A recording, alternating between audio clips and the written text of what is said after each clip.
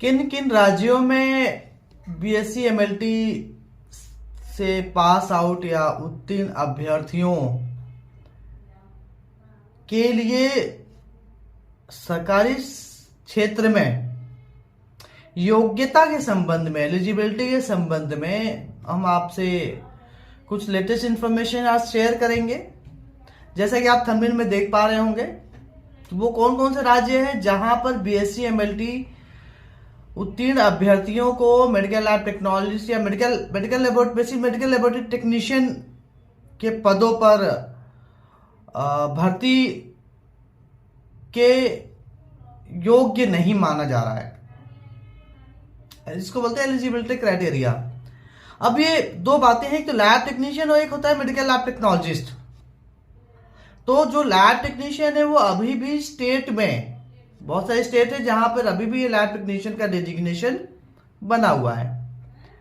और जो central government के इंस्टीट्यूट्स हैं जैसे कि एम्स हो गया, ईएसआईसी है, या और भी जो सेंट्रल गवर्नमेंट के अधीन आने वाले संस्थान है, वहां पर मेडिकल लैब टेक्नोलॉजिस्ट है। जो राज्य सरकारों के अधीन जो स्वास्थ्य विभाग आता है, जिसमें सिविल हॉस्पिटल है या पीएचसी सीएचसी है, उन पे अभी भी बहुत सारे राज्यों में लैब टेक्नीशियन के नाम से ही पद चल रहे हैं। और इन पदों पर, मतलब मेडिकल लैब टेक्नीशियन के पद पर कुछ ऐसे राज्य हैं जो BSc MLT pass out students को, कैंडिडेट को इस पोस्ट के लिए एलिजिबल ही नहीं मानते। कारण यह है कि पूर्व में डीएमएलटी होता था और पिछले कई वर्षों से DMLT, diploma in medical lab technology होते आ रहा है। नहीं, हालांकि कुछ वर्षों से बीएससी एमएलटी स्टार्ट हुआ है और बहुत सारे कैंडिडेट अब लगातार पास आउट होते जा रहे हैं।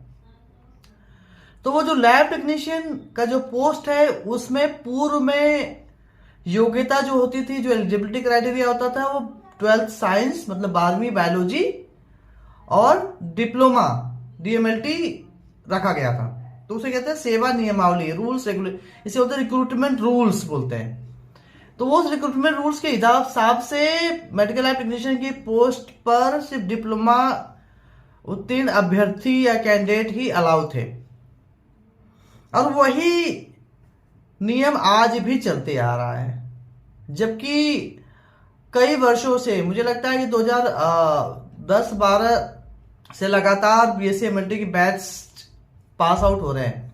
और ये बीएससी एमएलटी के स्टूडेंट जो कि उसी स्टेट की मेडिकल यूनिवर्सिटी से और संबंधित कॉलेज से या यूनिवर्सिटी से, गवर्नमेंट यूनिवर्सिटी से पास आउट हो रहे हैं, परंतु उनके लिए इस पोस्ट पर सेवा नियमावली में एडिशन नहीं किया गया। अब बात यह है कि ये किसका कार्य क्षेत्र है? ये स्टूडेंट का ऑफकोर्स नहीं हो सकता है।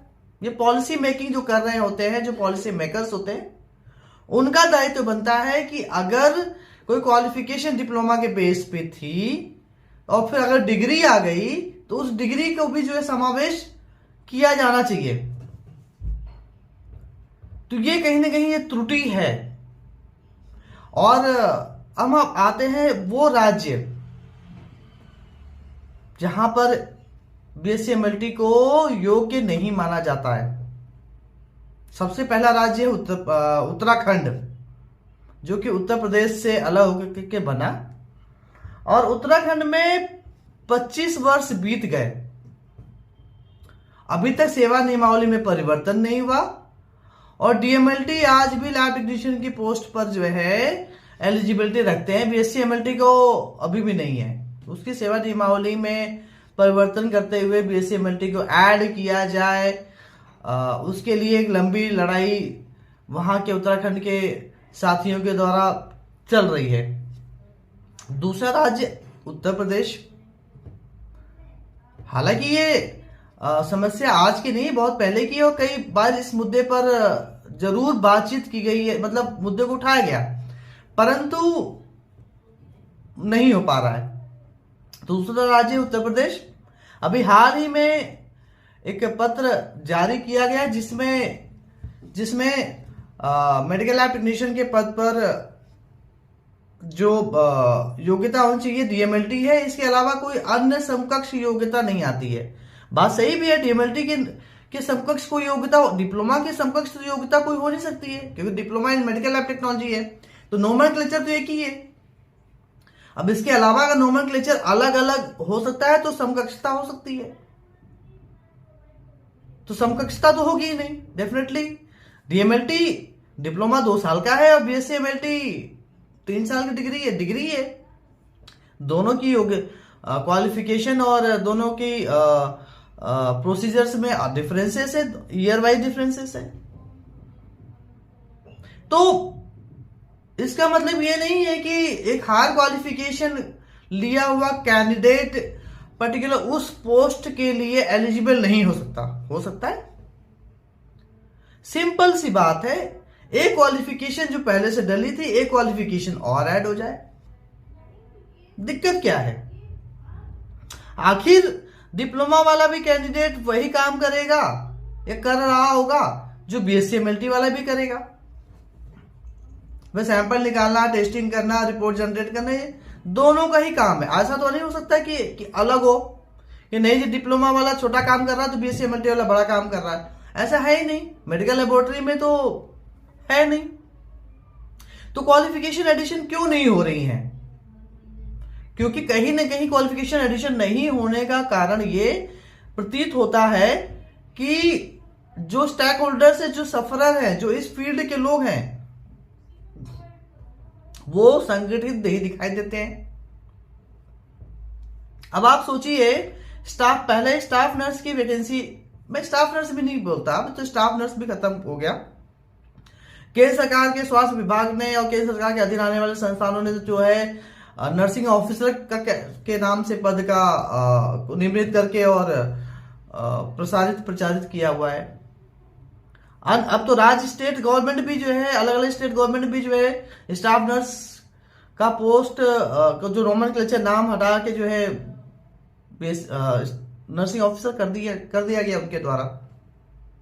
तो मैं कह रहा हूं जो नर्सिंग ऑफिसर हैं उस पोस्ट पे, कभी आप देखिएगा 2 तरह की क्वालिफिकेशन के लोग अप्लाई करते हैं।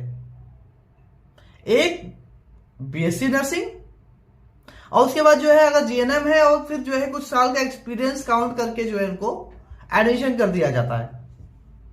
तो वो कहने का मतलब कि कैडर तो एक ही है, काम भी एक ही है, क्वालिफिकेशन तो अलग अलग हैं, तो दोनों को का भी समावेश किया जा सकता है। एक प्रारूप, एक प्रावधान निकाला जा सकता है, किया जा सकता है, तो किया जाना चाहिए। तो सबसे जरूरी है, जो भी वीडियो देख पा रहे हैं प्लीज शेयर जरूर कीजिएगा अपने सभी साथियों को, ताकि वो जागरूक हो सके और इस संबंध में जो है अपने भविष्य के लिए कुछ न कुछ कर सके। और ऐसा भी नहीं है कि आपके पास संगठन नहीं है, अब तो संगठन भी है, एसोसिएशन भी है, जेएफएमएलटी इंडिया आपके साथ में काम कर रही है, राज्य स्तर पे भी जो है एसोसिएशन का गठन है, वो लोग भी काम कर रहे हैं। तो प्लीज आप जरूर सहयोग कर अपने भविष्य के लिए करें। और ये छोटी छोटी देखिए, पॉलिसी जो मेकर है उनको नहीं पता है, हो सकता है कि नहीं पता हो, तो आपका काम है उन तक अपनी बात को पहुंचाना। आप उनको अपनी बात पहुंचाएं और जाएं, उनसे निवेदन करें। सारी समस्याओं का समाधान हो सकता है, सरकारें सारी समस्या का समाधान करती हैं,